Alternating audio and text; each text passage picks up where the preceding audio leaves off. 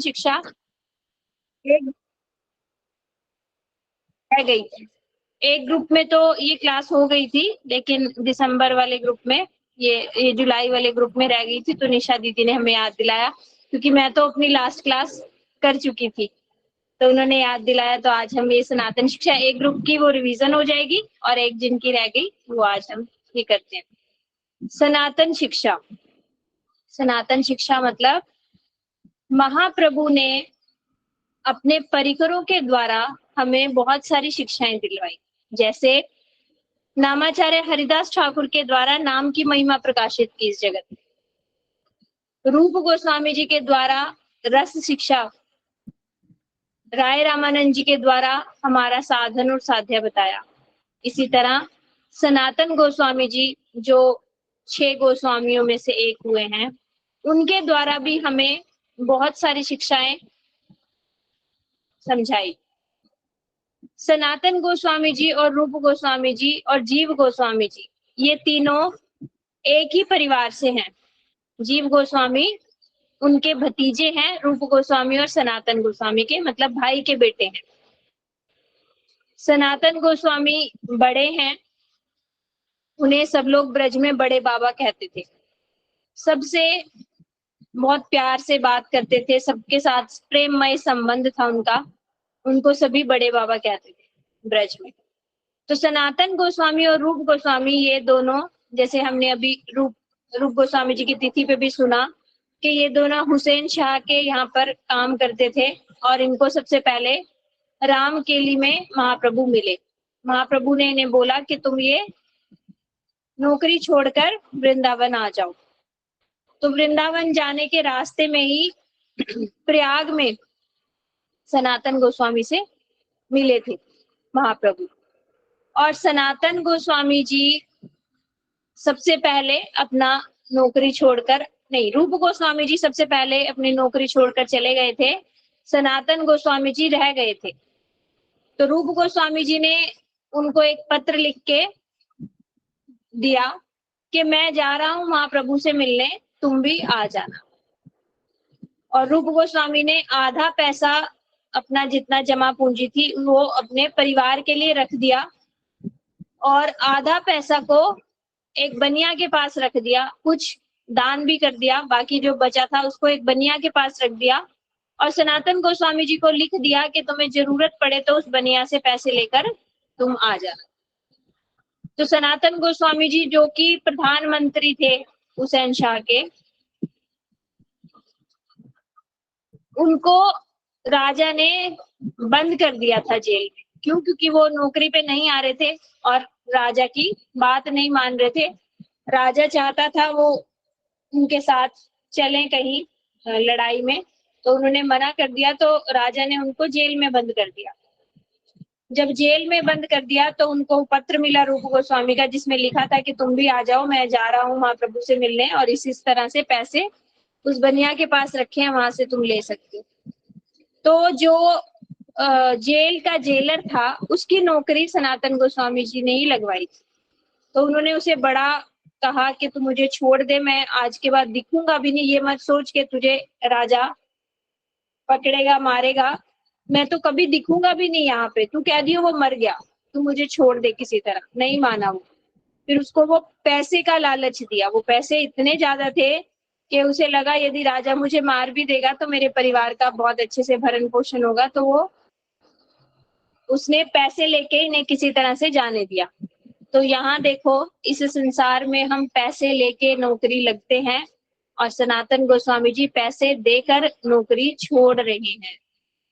इससे क्या समझ आता है कि भक्ति को प्राप्त करने के लिए हमें इस संसार की कोई भी वस्तु का त्याग करना पड़े, वो समझो बहुत छोटा त्याग हुआ। तो उन्होंने ये अपना नौकरी छोड़ दी और महाप्रभु के पास चले गए। रास्ते में बहुत सारी शिक्षाएं हैं उनकी। रास्ते में उनके साथ एक उनका सेवक चल रहा था, जिसके पास कुछ पैसे थे। वो वहां पे जो जंगल का एक जिम्मेदार या डाकू टाइप था, उसके पास ज्योतिष था।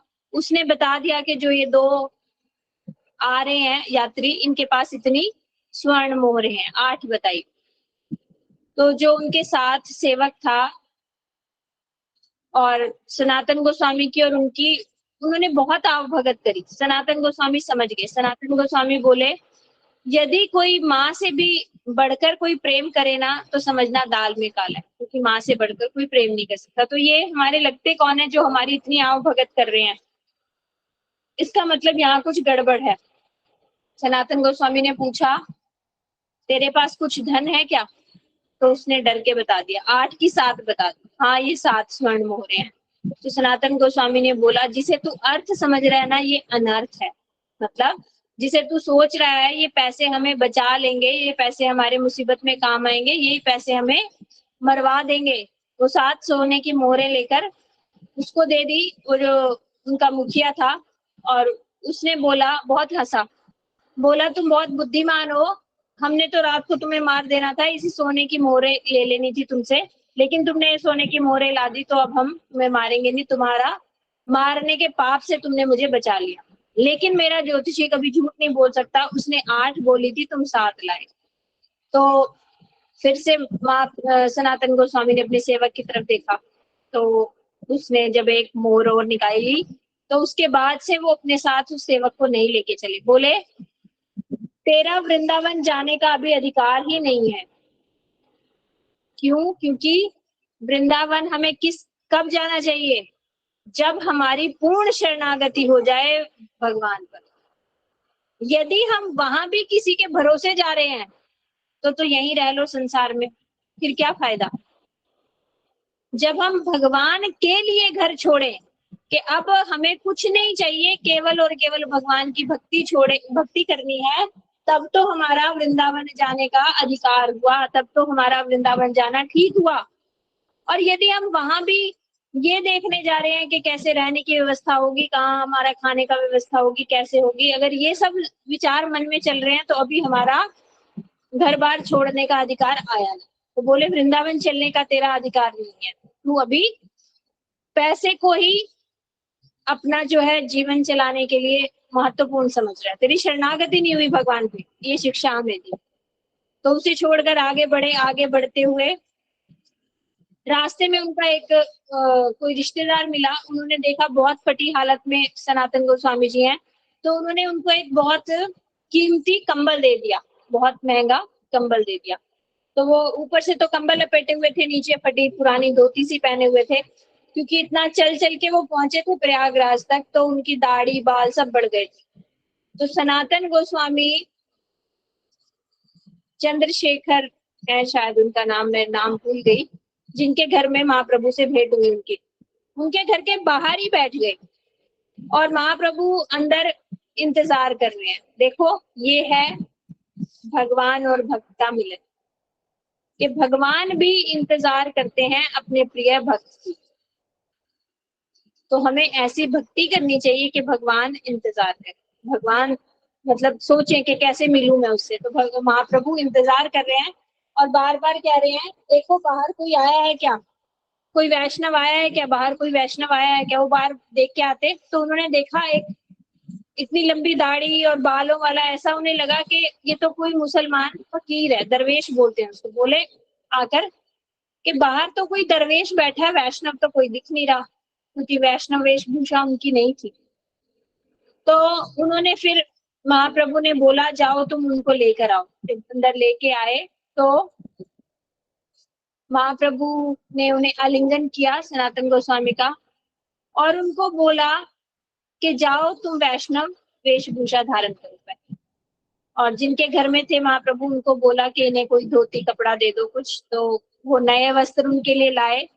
तो उन्होंने नए वस्त्र नहीं लिए सनातन गोस्वामी ने, उन्होंने उनसे बोला, कोई एक पुरानी धोती मुझे अपनी दे दो। बहुत आग्रह करने पर वो नहीं दे रहे थे, लेकिन बहुत आग्रह करने पर उनको वो पुरानी धोती देनी पड़ी। उसी धोती को उन्होंने आधा नीचे लपेट लिया, आधा ऊपर लपेट लिया, इस तरह से। ये भी हमारे लिए शिक्षा का विषय है। जब हमें केवल भजन करना है, केवल भजन करना है, तो ये सब अपनी जरूरतों को बहुत कम कर लेना चाहिए और भिक्षा करके उन्होंने जीवन यापन करना। तो उन्होंने उसी अनुसार अपनी वेशभूषा कर ली, जाकर अपना केश और ये दाढ़ी वो करवा के आए, शेविंग वगैरह। और लेकिन ऊपर उन्होंने वो कंबल पहना हुआ था अभी भी, जो उनके रिश्तेदार ने दिया। तो महाप्रभु ने उन्हें कुछ नहीं बोला, उनसे बात कर रहे थे और बार बार उनके कंबल की तरफ देख रहे थे। तो सनातन गोस्वामी केवल उनके देखने मात्र से समझ गए कि ये मेरे कंबल की तरफ देख रहे हैं, इसका मतलब ये महाप्रभु की आंख में कुछ खटक रहा है, ये ठीक नहीं है। वो उठे और गंगा जी के किनारे गए और किसी भिखारी से बोले, बाबा अपनी ये फटी पुरानी गुदड़ी मुझे देके कंबल ले लोगे? वो भिखारी बाबा बोले कि तू क्यों मुझसे ऐसा मजाक कर रहा है, ये तो मतलब तू क्यों देगा इतना महंगा कंबल मुझे मेरी पुरानी गुदड़ी के लिए? वो समझा नहीं, उन्होंने जबरदस्ती अपना कंबल उसको दे दिया और उसका फटी पुरानी सी चादर वो अपने ऊपर लपेट के आ गई। जब सनातन गोस्वामी ऐसा पहन कर आए तब महाप्रभु ने क्या बोला? तब महाप्रभु बोले, तूने बहुत अच्छा किया, वो कंबल हटा दिया। क्यों? वो तो क्या लग रहा था, वो तो रेशम के गलीचे में टाट का पैबंद लग रहा था। मतलब बहुत सुंदर मखमल का कालीन है, उसके अंदर कोई छोटा सा टाट का पैबंद मतलब पैच लगा दिया हो। क्योंकि तुमने आगे भिक्षावृत्ति करके अपना जीवन यापन करना है, तो ऊपर तुम इतना महंगा कंबल पहनकर किसी से भिक्षा मांगोगे तो ये जो है हंसी का पात्र बनोगे तुम। कोई भी तुम्हें देख के हंसेगा कि कैसा वैरागी बाबा है जो इतना महंगा कंबल पहन के चल रहा है। तो अच्छा किया तुमने छोड़ दिया। यहाँ से हमारे लिए क्या शिक्षा है इसमें, इस लीला में? कहते हैं कि अनर्थ जाने तक ना गुरु जी हमें गुह्य ज्ञान नहीं देते। क्यों? क्योंकि उन्होंने कुछ बोला नहीं, ये उनके लिए नहीं है, ये हमारे लिए है। हमें भी इसी तरह ना गुरु प्रत्येक बात बोले हम तब करें, ऐसा नहीं होना चाहिए। हमें भी समझ लेना चाहिए कुछ बातें उनके बिना बोले ही। जैसे महाप्रभु की ये बात सनातन गोस्वामी समझ गए, तो बोले कि ये हम जैसे बद्ध जीवों के लिए उन्होंने दिखाया कि ये गीता जी में भी यही है कि जब तक अर्जुन बोलते रहे कि मुझे पाप लगेगा, मेरा परिवार में सभी विधवाएं हो जाएंगी, मेरा वंश खराब हो जाएगा, ये लड़ाई मैं नहीं करूंगा, तब तक भगवान कुछ नहीं बोले, उसकी बात सुनते रहे। जब अर्जुन ने बोला कि भगवान मैं आपके शरणागत हूँ, मुझे समझ नहीं आ रहा मुझे क्या करना चाहिए क्या नहीं करना चाहिए, अब आप मेरी सहायता करो, तब से भगवान बोलना शुरू किए। इसी तरह हमारे गुरुवर्ग हमें तब तक वो गुह्य ज्ञान नहीं देते जब तक हमारी अनर्थ निवृत्ति नहीं होती। ये कंबल देना एक किस्म से अनर्थ निवृत्ति का प्रतीक है। उसके बाद जो है ज्ञान फिर महाप्रभु ने दिया था। तो बोले अनर्थ क्या है? अनर्थ है जो ये काम अनर्थ 4 तरह के होते हैं, सुकृतियुत, दुष्कृतियुत, भक्तियुत और अपराध। मतलब हमने जीवन में जो कुछ अच्छा किया है उसके द्वारा हमारे भजन में जो बाधाएं आती हैं। बोले अच्छा करने से बाधा कैसे आ जाएंगी? जैसे हमने बहुत कुछ पहले दान पुण्य किया हुआ है, उसके फलस्वरूप हमारे को बहुत सारा धन मिल जाएगा। धन जब आ जाएगा तो हम उसके रख रखाव में इतने बिजी हो जाएंगे कि इसको कैसे समेटें, इसको कहाँ इन्वेस्ट करें कि हमारी भक्ति छूट सकती। ये हुआ सुकृतियुत। दूसरा दुष्कृतियुत, मतलब जो हमने पुराने जन्मों में पाप कर रखे हैं उनके द्वारा भी कुछ ना कुछ हमारे ऊपर ऐसा आ सकता है। उससे क्या आ सकता है? उससे हमारे जीवन में रोग बीमारियां आ सकती हैं, कठिनाइयां आ सकती हैं, जिससे हम उन्हीं में उलझ के रह जाएंगे कि अरे अब तो मेरा शरीर खराब हो गया, अब मैं भजन कैसे कर सकता हूँ, सारा दिन अपने शरीर का ही ध्यान किया। तो ये भी समझो अनर्थ आया हमारे भजन में। तीसरा भक्तियुत। अब आप बोलोगे भक्ति से कैसे अपराध अनर्थ आ सकते हैं? बिल्कुल आ सकते हैं। भक्ति करते करते अपराध इस तरह से आते हैं कि हमें जो है ना फिर मान प्रतिष्ठा की आशा हो जाती है कि अब तो मैं बहुत अच्छा कथा वक्ता बन गया हूँ, मुझे तो सब जगह कथा बोलने के लिए बुलाना चाहिए, सबको मेरा सम्मान करना चाहिए, मैं कितना बड़ा भक्त हो गया हूँ, सबको मुझे प्रणाम करना चाहिए, ऐसी भावनाएं आ जाना, ये समझो भक्ति से उठने वाले अनर्थ हैं जिनको हमें काटना है। ये सब यदि बढ़ गए ना तो ये सब ये, और फिर तीसरा है अपराध। अपराध से तो हम बहुत बार पहले भी सुन चुके हैं कि यदि हमने वैष्णव अपराध कर दिया तो हमारे हृदय में सेवा वृत्ति ही ढक जाएगी। हमने धाम अपराध कर दिया, हमने विग्रह के प्रति अपराध कर दिया तो हमारा भजन में फिर मन नहीं लगेगा। तो ये सब अनर्थ हैं, समझो खरपतवार है जो हमारी मूल बेल है, भक्ति लता बेल, यदि वो बढ़ रही है, साथ में ये खरपतवार भी बढ़ रही है, इसका मतलब जो हम खाद पानी दे रहे हैं वो इन खरपतवार को जा रही है, वो मूल बेल को नहीं जा रही।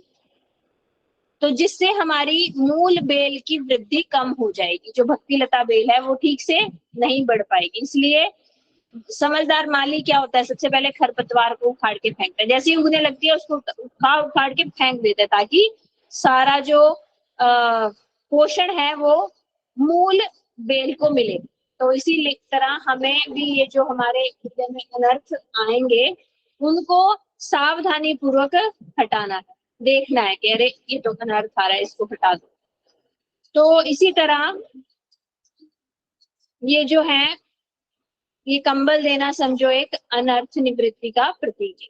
उसके बाद फिर उन्होंने बोलना शुरू किया। तो सबसे पहले सनातन गोस्वामी क्या बोले, बोले मैं तो नीच जाति लोगों का संगी हूँ, मैं तो नीच हूँ। क्यों? क्योंकि मैंने नीच जाति के लोगों का संग किया है और मैं बहुत ही नीच हूँ।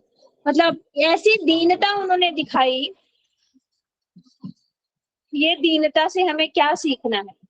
वो एक ब्राह्मण, उच्च कुल के ब्राह्मण जाति में जन्म लिए हुए हैं, लेकिन अपने आप को कितना दीनहीन समझ रहे हैं। तो ये हमारे लिए है कि जब तक ऐसी दीनता हमारे अंदर नहीं आएगी तो हम जो गुरु बोल रहे हैं उसको धारण करने की क्षमता भी हमारे अंदर नहीं आएगी। क्यों? इसको ऐसे समझो, यदि हम पहले से भरे हुए हैं तो उसमें कोई डालेगा तो वो बाहर ही बहेगा ना। अंदर से हमें खाली होना पड़ेगा। खाली होना मतलब क्या? जो हमारे अंदर बैठे हैं काम, क्रोध, लोभ, मोह, मान, प्रतिष्ठा, ये सब हमें निकाल निकाल के बाहर फेंकना पड़ेगा। हमें किसी चीज का भी अभिमान नहीं रखना, ना बुद्धि का रखना, ना कर्म का रखना, ना शक्ति का रखना। शक्ति बुद्धिहीन आमी अति दीन, कर मोरे आत्मसात। ये लाइन हमेशा याद रखना। शक्ति बुद्धिहीन आमी अति दीन, कर मोरे आत्मसात। तब गुरु हमें आत्मसात करेंगे जब हम कहेंगे शक्ति बुद्धिहीन। जब तक हमें ये अभिमान रहेगा कि अरे मैं हरिनाम कर लूंगा, हरिनाम मैं कर लूंगा, मैं हज कर लूंगी, तब तक समझो हमारा भक्ति में प्रवेश भी नहीं हुआ। जब हमारे अंदर ये भावनाएं आने लगेंगी कि मैं एक अक्षर भी नहीं कर सकता, पूरा हरिनाम तो क्या 32 अक्षर का हरिनाम तो क्या बहुत बड़ी बात, मैं केवल र भी अपने शक्ति से, बुद्धि से, बल से नहीं बोल सकता। ये भगवान की अहेतु की कृपा है कि मैं इस वाणी से हरे कृष्ण कृष्ण कृष्ण हरे हरे, हरे राम राम राम हरे हरे, ये पूरा महामंत्र मैं बोल पा रहा हूँ। ये भगवान की, गुरु वैष्णवों की अहेतु की कृपा है जो जबरदस्ती मेरे से ये बुलवा रहे हैं। ऐसी ऐसी धारणाएं जब हमारे हृदय में आएंगी, हमारे हृदय में स्वाभाविक जब तक दीनता नहीं आएगी तब तक हम, हमारे गुरु जी हमें लाख बात समझाते रहे। जो ये बात अभी आगे हम सुनेंगे, महाप्रभु ने सनातन गोस्वामी को सिर्फ एक बार बोला और वो इसमें पूरा प्रतिष्ठित होकर उन्होंने अपना जीवन जी लिया। ये मुझे लगता है हम कम से कम 10 बार तो सुन ही चुके होंगे ये 1 साल के कोर्स में। उससे पहले भी हम सुने होंगे, इसके अलावा भी हम बाहर मठों में औरों की कथाओं में सुन चुके होंगे बहुत बार, लेकिन फिर भी हम अभी इसमें प्रतिष्ठित नहीं हैं। क्यों? वही बात कि अभी हमारी अनर्थ निवृत्ति नहीं हुई, अभी हमारे अंदर स्वाभाविक दीनता नहीं आई, अभी हमारा बेस ही नहीं बना जिसपे ये टिके। अभी हम अंदर से पूरे भरे हुए हैं, ऊपर से गिर रहा है और वो बाहर फ्लो कर रहा है, हमें खाली होना पड़ेगा। तो वो कह रहे हैं मैं इतना दीनहीन हूं, इससे समझो कि हम बद्ध जीवों को सिखा रहे हैं कि वो दीनहीन है तो हम तो कहाँ, हम तो मतलब किसी कैटेगरी में नहीं, दीनहीन की कैटेगरी में भी हम नहीं आते, इतने इतने बद्ध जीव अगर वो दीनहीन है। तो फिर उन्होंने पहला प्रश्न पूछा के आमी केने आमाए जा रे तापत्रे यहाँ नहीं जाने के मैंने हित है।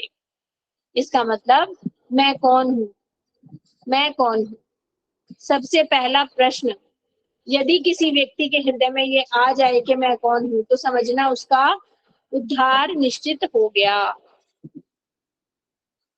क्योंकि हम तो सब जानते हैं हम है कौन। अभी अपने मन से पूछो जरा तू कौन है, एक मिनट क्या एक सेकंड से पहले आंसर आएगा। मुझसे कोई पूछे तू कौन, मैं विशाखा दासी, मैं एक स्त्री, मैं इसकी माँ, मैं इसकी पत्नी, मैं इसकी बेटी, मुझे तो सब पता है। ये प्रश्न ही नहीं आ रहा मैं कौन। ये प्रश्न आना समझो हमारा परमार्थिक मार्ग पर पदार्पण हो गया। ये प्रश्न आना बहुत बड़ी बात है। सनातन गोस्वामी क्या नहीं जानते थे वो कौन है? उन्हें भी पता था वो सनातन गोस्वामी, उनका नाम है सनातन, लेकिन फिर भी वो क्यों पूछ रहे हैं, ये हमें समझना पड़ेगा। तो उन्होंने पूछा मैं कौन हूं और तीन ताप मुझे निरंतर कष्ट क्यों देते हैं, मैं यही नहीं जानता तो फिर मेरा किस प्रकार उद्धार होगा, मेरा लाभ कैसे होगा। यहाँ नहीं जानी के मैंने हित है, मेरा लाभ कैसे होगा अगर मैं यही नहीं जान पाऊंगा कि मैं कौन हूं और ये तीन ताप मुझे क्यों सता रहे हैं। ये प्रश्न सुनकर महाप्रभु अति अति अति अति प्रसन्न।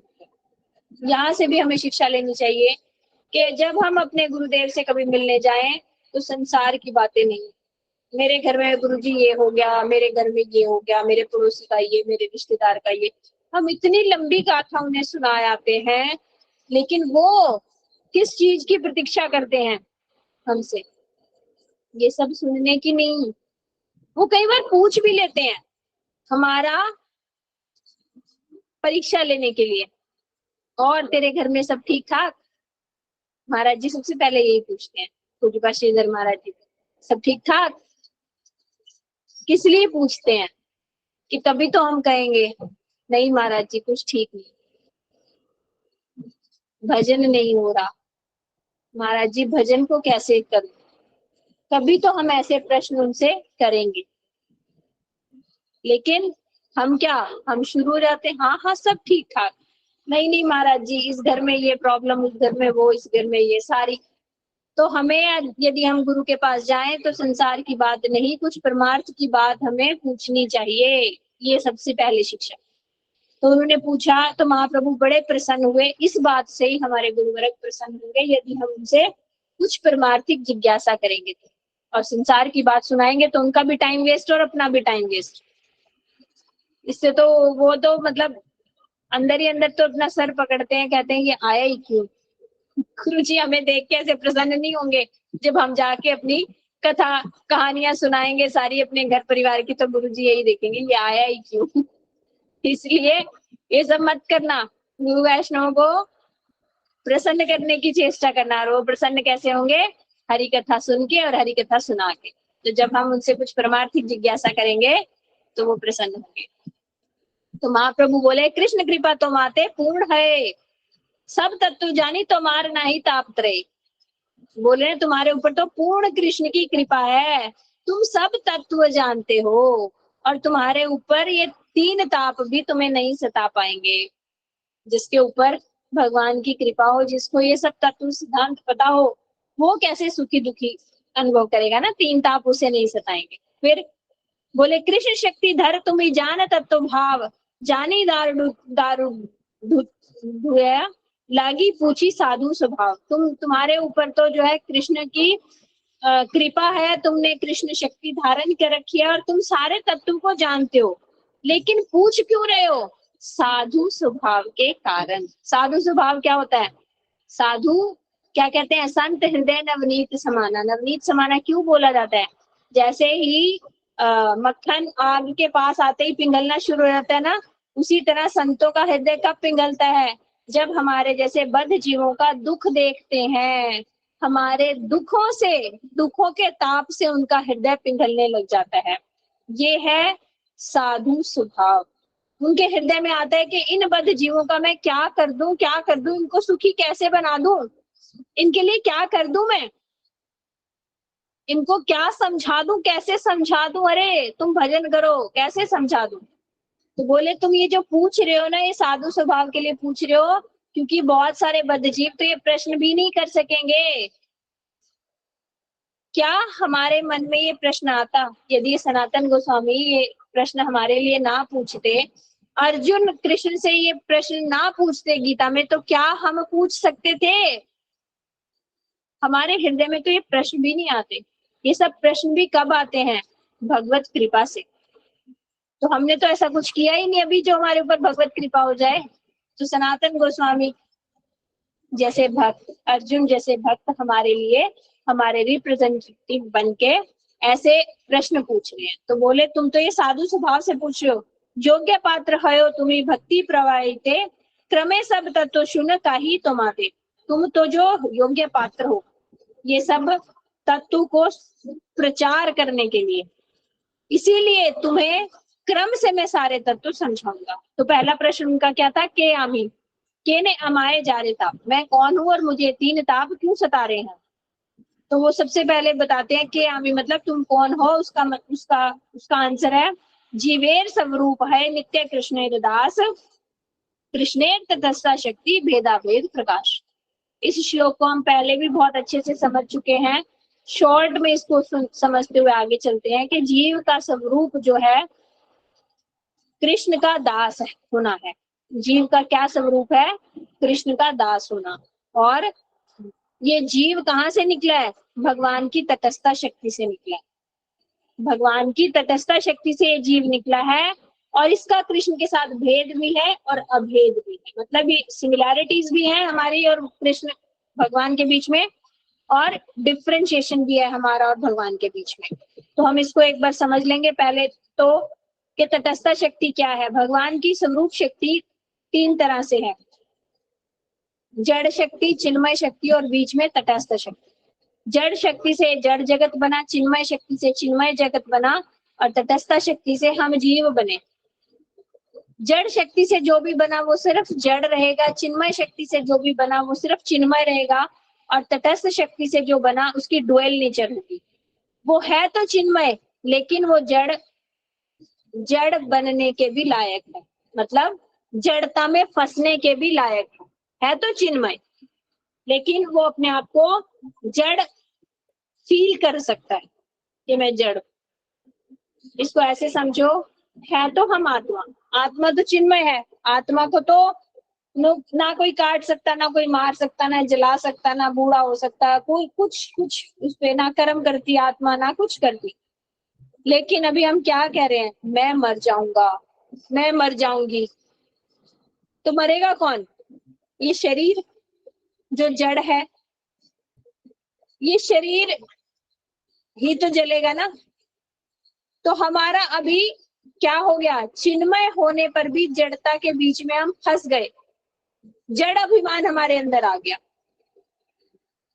हम बीमार हो जाएंगे, हम बूढ़े हो जाएंगे। जन्म मृत्यु जरा व्याधि, ये क्या है? ये शरीर के लक्षण है ना।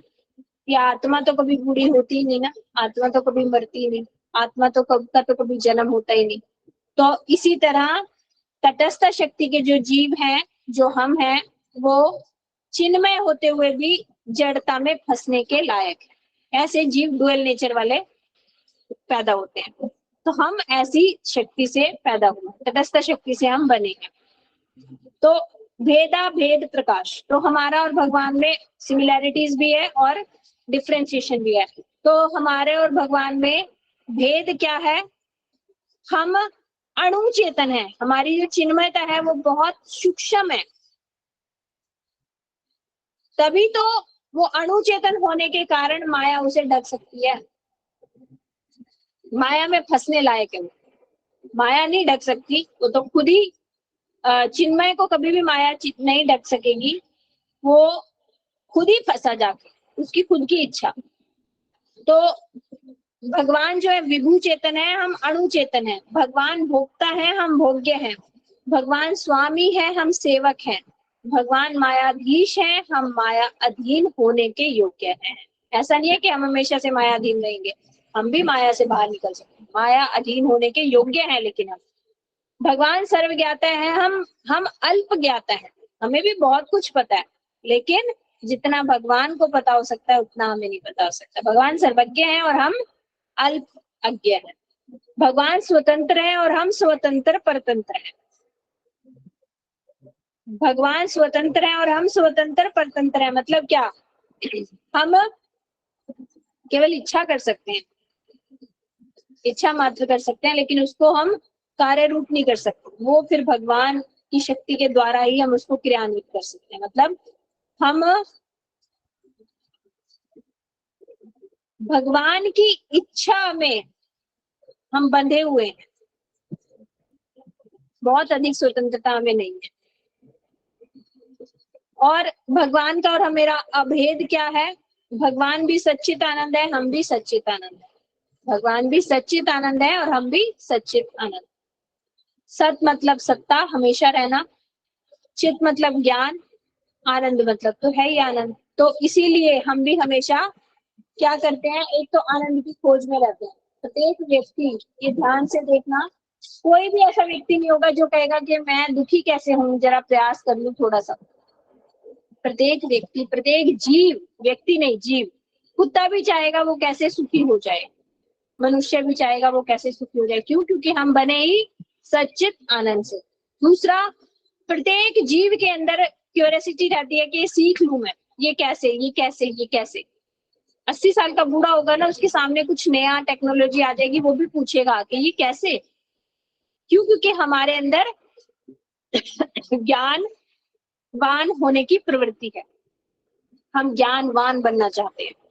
और सत्ता मतलब हम हमेशा रहना चाहते हैं, हम कोई भी मरना नहीं चाहते, क्योंकि हम मरने के लिए बने ही नहीं है, सच्चित आनंद से बने हैं। ठीक है, फिर हमारा और भगवान का उदाहरण से समझे कैसे हैं। जैसे सूर्यांश किरण ये छे अग्नि ज्वाला चय, जैसे सूर्य और सूर्य की किरणें, सूर्य और सूर्य की किरणें, किरणें समझो हम जीव और सूर्य समझो भगवान। तो किरणों में भी ज्वाला है, किरणों में भी ताप है, लेकिन उतना ताप नहीं है जितना सूर्य में, लेकिन ताप है। मतलब क्वालिटी वही है, लेकिन क्वांटिटी का डिफरेंस है। और जैसे दूसरा उदाहरण दिया, अग्नि और अग्नि की चिंगारियां। अग्नि में जो दाहक शक्ति है, चिंगारी में भी दाहक शक्ति है, लेकिन क्वांटिटी कम। उसी चिंगारी को यदि फेवरेबल मटेरियल मिल जाए, वो छोटी सी चिंगारी यदि किसी घास फूस पे डल पड़ जाए तो वो बहुत बड़ी आग बन सकती है। इससे क्या समझो, हमारे अंदर चिन्मय तत्व बहुत छोटा है, अणु चेतन हम हैं, लेकिन यदि हमें कुछ ऐसा फेवरेबल कंडीशंस मिल जाएं तो हम भी एक बड़ी आग बन सकते हैं। मतलब क्या, हमारी चेतनता का भी विकास हो सकता है, हम भी अपने स्वरूप को प्राप्त कर सकते हैं। तो फेवरेबल कंडीशंस क्या होंगी? यही जो अभी हमारे साथ चल रही है, हरि कथा, हरि नाम, साधु संग। यदि हमें अच्छा सा साधु संग मिल जाए, श्रेष्ठ वैष्णव को संग मिल जाए, तो हमारे अंदर की वो चिन्मयता भी विकसित हो जाएगी जो भी ढकी हुई है।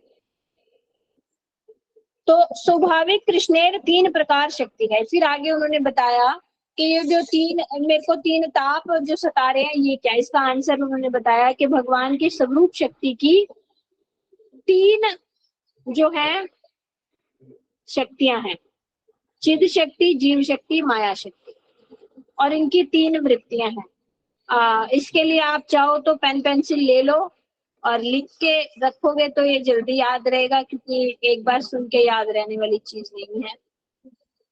तो स्वरूप शक्ति की 3 शक्तियां और 3 ही वृत्तियां। 3 शक्ति क्या है? चिद शक्ति, जीव शक्ति, माया शक्ति। और वृत्तियां क्या है? संदिनी शक्ति, संवित शक्ति और आह्लादनी शक्ति। संदिनी, संवित और आह्लादनी, ये 3 वृत्ति हैं और 3 शक्ति हैं, चिद शक्ति, जीव शक्ति, माया शक्ति। तो चिद शक्ति की संदिनी वृत्ति से क्या बनता है? चिद शक्ति की संदिनी वृत्ति से क्या बनता है? धाम की प्रत्येक वस्तु। चिद शक्ति की संदिनी वृत्ति से बनती है धाम की प्रत्येक वस्तु। और जीव शक्ति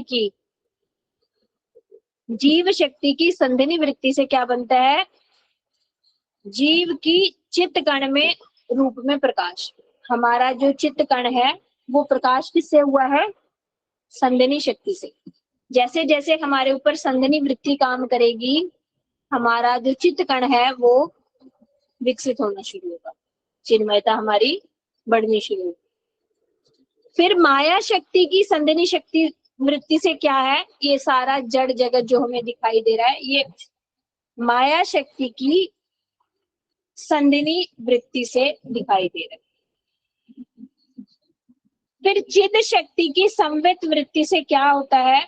भगवान अपने भक्तों के साथ जो प्रेम का आदान प्रदान करते हैं, उन भावों को वो प्रकाशित करता है, चिद शक्ति का संवित वृत्ति। और जीव शक्ति के ऊपर संवित वृत्ति क्या प्रकाश करती है? जो ब्रह्मानंद है। ब्रह्मानंद मतलब जो, जैसे हम जो भक्ति करते हैं उसमें जो आनंद है, वो भी ये जीव शक्ति की संवित वृत्ति से। फिर माया शक्ति की संवित वृत्ति से क्या है? जड़ानंद।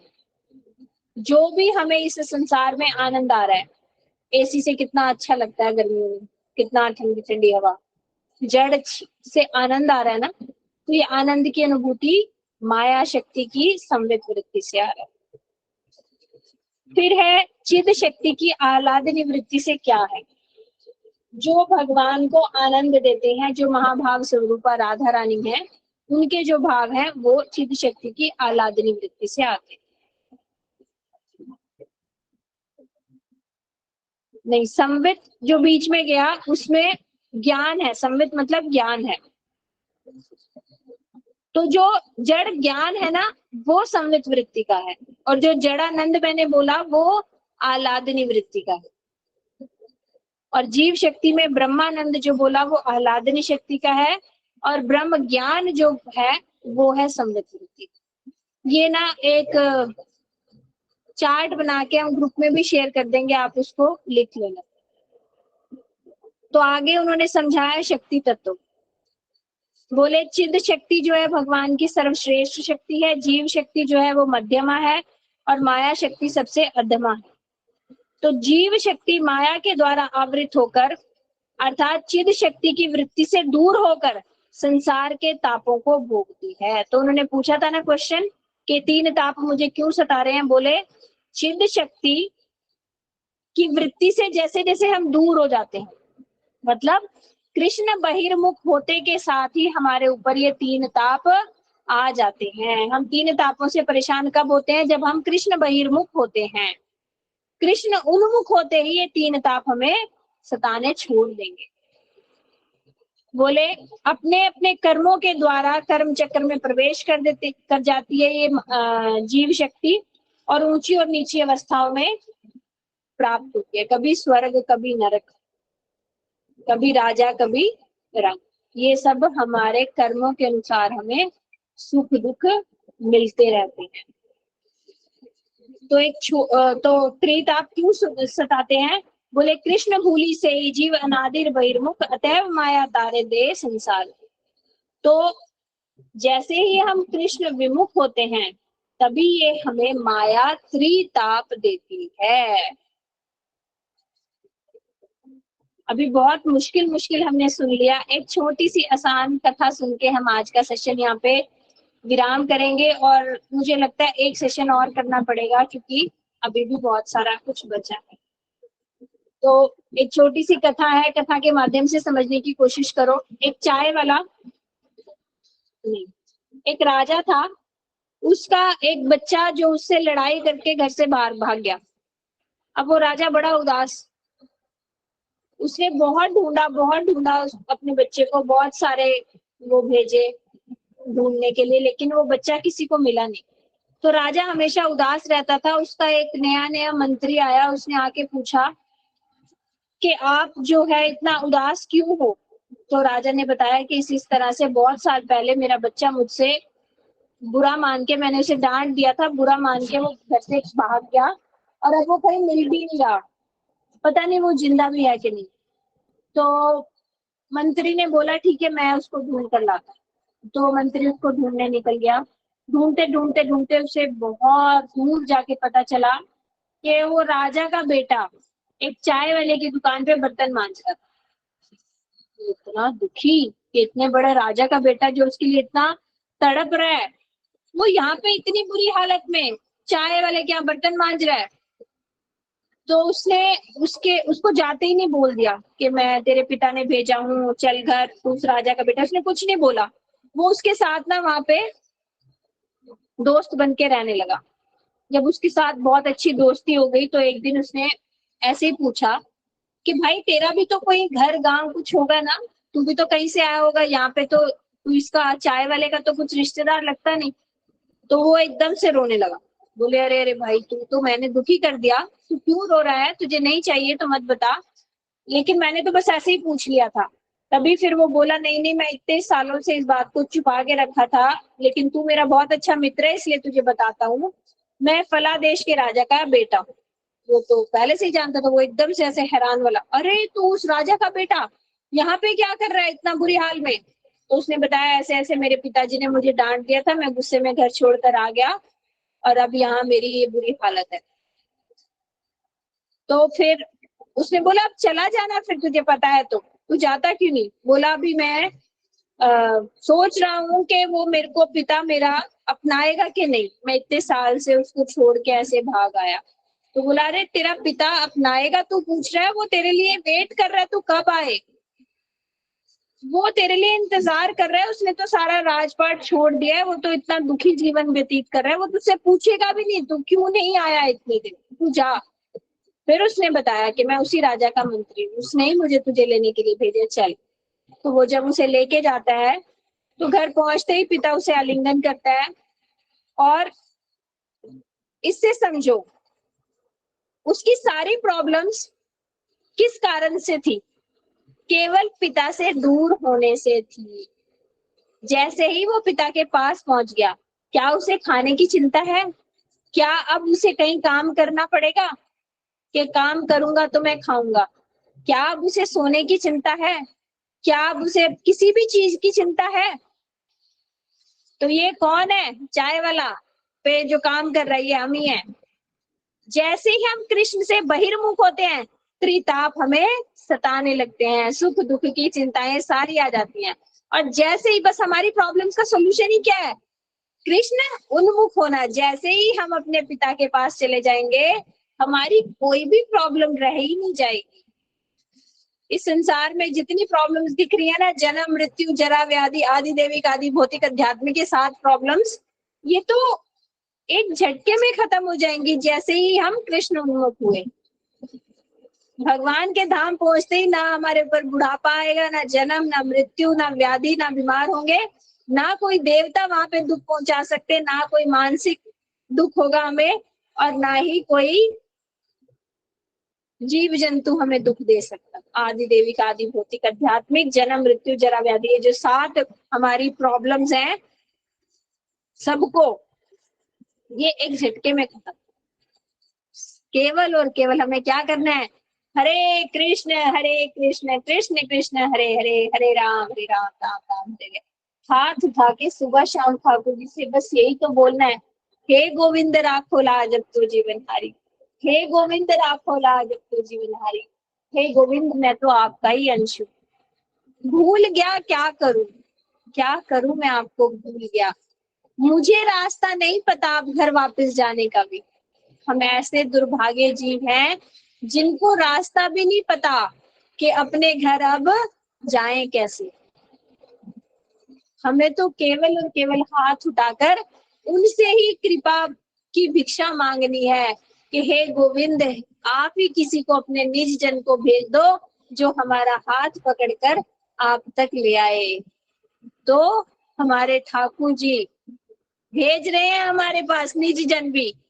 हम अब आगे जीव क्या करते हैं, वो निज जन हमारा हाथ पकड़ना चाहते हैं, हमारे वैष्णव हमारे गुरु आचार्य वर्ग, और हम क्या कहते हैं, अभी मेरे पास टाइम नहीं है, थोड़ा मुझे जरा घर देख लेने दो, मेरे बच्चे थोड़े बड़े हो जाएं, मेरा क्या फाइनेंशियल प्रॉब्लम्स जरा खत्म हो जाए, मेरे शरीर की प्रॉब्लम्स थोड़ा खत्म हो जाए, तो मैं आपकी कथा सुनने आऊंगी, तो मैं आपसे कुछ पूछने आऊंगी। हम ऐसे दुर्भागी जी, हमारे सामने ठाकुर जी ने शास्त्र रूप में आए, सबसे पहले शास्त्र दिए ठाकुर जी ने कि उन्हें खोलो और पढ़ लो, उसमें मेरे तक आने का रास्ता मैंने लिख के दिया है। हम क्या कहते हैं, टाइम ही नहीं है, शास्त्र कौन पढ़े, इतनी मुश्किल भाषा संस्कृत तो पढ़नी ही नहीं हमने, हमारे बस की नहीं। फिर ठाकुर जी की दूसरी कृपा क्या, उन्होंने साधु वैष्णव हमारे जीवन में भेजे कि ठीक है ये तुम्हें खरी कथा के रूप में कुछ कुछ बताते रहेंगे, यही सुन के आ जाओ। हम कहेंगे टाइम ही नहीं है, ये जो साधु बोल रहे हैं ना, ये इसलिए बोल पा रहे हैं क्योंकि इनकी घर गृहस्थी नहीं है, इसलिए इन्हें बोलने के लिए बात आ रही है। मेरा जीवन जब साधु कोई जी के देखे तब कैसे बताऊं मैं, कथा करे कैसे वो। हम तो ये तक कह देते हैं कि हमारी प्रॉब्लम्स ज्यादा है इसलिए हम भक्ति नहीं कर पा रहे, और ये साधु जो भक्ति कर पा रहे हैं क्योंकि इनके पास प्रॉब्लम ही नहीं है। हम तो अपनी प्रॉब्लम्स को इतना बड़ा कर लेते हैं, जबकि है क्या असली में, प्रॉब्लम है तो तुम ज्यादा अच्छी भक्ति कर भी सकते हो, प्रॉब्लम नहीं होती तो तुम भक्ति बिल्कुल भी नहीं करते। प्रॉब्लम में तो कभी हरिनाम कर भी लोगे, हे भगवान बहुत हो गया बस, कभी तो भगवान की तरफ देखोगे। तो ये त्रिताप क्यों सता रहे हैं ये आगे और सुनेंगे, ये माया हमें क्यों दंडित कर रही है, ये हमारी हेल्प कर रही है, ये हमें सता नहीं रही है त्रिताप। यदि ये त्रिताप भी नहीं होते ना, फिर तो हम परमानेंट रेजिडेंट पीआर ले लेते हम इस धरती की, जैसे कहते हैं ना कनाडा में जाने की पीआर मिलती है, तो हम पीआर ले लेते यहाँ की। अगर ये त्रिताप नहीं होते, ये भगवान की अहतों की कृपा है जो ये त्रिताप हमें सताते हैं, और हम कभी तो सोचते हैं भगवान नहीं रहना यहाँ पे, बुला लो बुला लो, अब तो हम भजन करेंगे। तो ये त्रिताप हमारे लिए अच्छे हैं कि बुरे हैं, सोचना ये बात। हमारे जीवन में कष्ट आता है तो ये हमारे लाभ के लिए, हमारे भले के लिए। यदि हमें इतनी सी बात समझ आ गई ना, तो फिर हमारा समझो उद्धार की तरफ कुछ पहला कदम चला। यदि ये त्रिताप नहीं होते तो हम यहीं बस जाते पीआर लेके। ठीक है, हरे कृष्णा। वांछा कल्पतरुभ्यश्च कृपा सिंधुभ्यश्च पतितानां पावनेभ्यो। हरे कृष्णा जी, आप में से किसी का कुछ प्रश्न है तो आप पूछ लो। आज का सेशन बहुत मुश्किल वाला था। हरे हरे हरे कृष्णा दी, दंडवत प्रणाम। हरे कृष्णा जी। हाँ दीदी, मैंने ये बोला जैसे परसों वाली जो क्लास थी मैं अटेंड नहीं कर पाई थी, तो प्लीज वो वाली क्लास और आज की दोबारा मैं अच्छे से मतलब सुनना चाहती हूँ दोबारा, क्योंकि मुझे कुछ उसकी रिकॉर्डिंग ना कल डाल देंगी गौरप्रिया। जो पहले वाली वो वाली भी दीदी और ये वाली भी, क्योंकि मैं अच्छे से सुन नहीं पाई। वो वाली तो मैंने बिल्कुल नहीं अटेंड की थी, ये वाली मैं जरूर अटेंड करूंगा, दोबारा मैं सुनना चाहती हूँ। ठीक है, थैंक यू दीदी। और दीदी आप ये बोल रहे थे ना बार बार की ये क्लास खत्म हो, लेकिन आप चाहे छोड़ दे पर हमने नहीं अब आपको छोड़ना, हम ऐसे नहीं कुछ ना छोड़ना। कुछ व्यवस्था बनी जाती है। मैं ये हाँ सोच जी। रही थी उस दिन लास्ट क्लास है, पर फिर एक क्लास आ गई, फिर एक क्लास आ गई, फिर एक क्लास आ गई। आगे अब जन्माष्टमी की आ जाएगी, मुझे ऐसा लगता है ये चलता ही रहेगा ऐसे ही ग्रुप। तो दीदी जी, ये फिर यही कहते हैं ना कि ठाकुर जी की कृपा है ना हम लोगों पर भी, कि आप लोग हमें क्लासेस दे रहे हो या जो भी है, फिर हम तो यही मानेंगे कि उनकी कृपा है हम पर और हम सुन पा रहे हैं आपसे। ये हमारा सच में, ये हमें तो, और मेरे को तो बहुत लग रहा था कि क्लास खत्म हो जाएगी तो फिर क्या। तो हाँ, दीदी नहीं ये नहीं, आप, क्लास चलती रहेगी। हाँ, बहुत अच्छा दीदी। और ये आप भेजना प्लीज, मैंने वो परसों वाली हाँ, ये बिल्कुल नहीं क्लास सुनी, और दीदी आज वाली भी। रिकॉर्डिंग आप बंद कर दीजिए, ईशा दीदी रिकॉर्डिंग बंद कर दीजिए।